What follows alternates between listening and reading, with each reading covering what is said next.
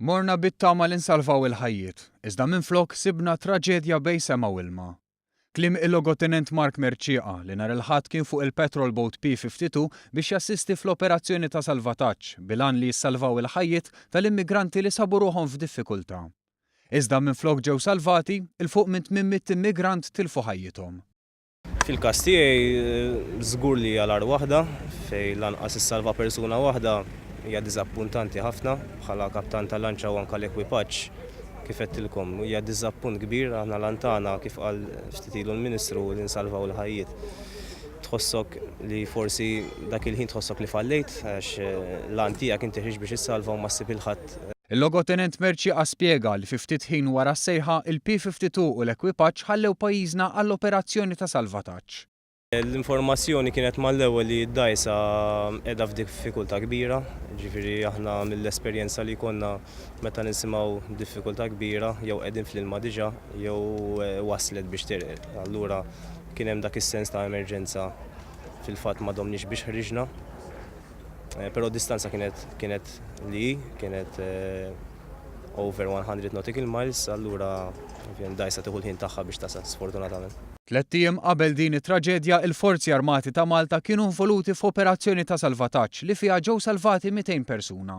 Għaldaqstant it-tama kienet li jsalvaw iżjed ħajjiet. Iżda malli kienu qegħdin joqorbu lejn il-post, il-Forzi Taljani infurmawhom li hemm għexieren ta' immigranti mejta.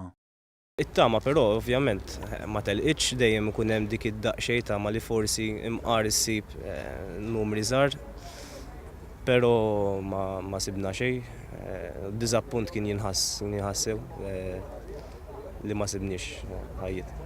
Minflok il-logotenent Merċieqa qal li fiż-żona ta' riċerka li kienet indikata mill-Forzi Armati Taljani sabu xi dokumenti tal-immigranti. Iż-żona partikolari li tawlilna ma sibniex isma'.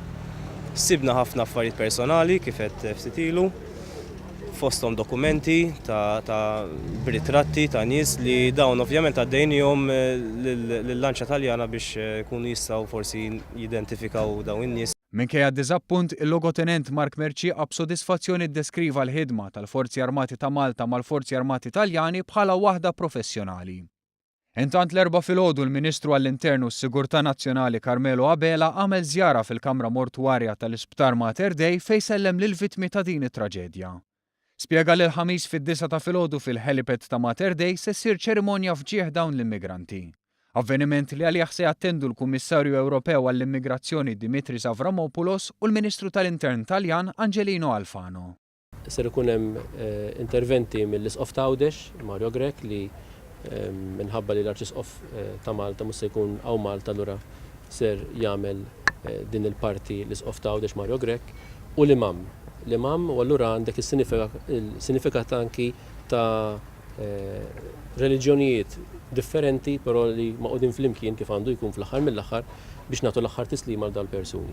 Id-difna mistennija ssir wara ċ-ċerimonja fil-Parti l-Komuni fiċ-ċimiterju tal-Addolorata.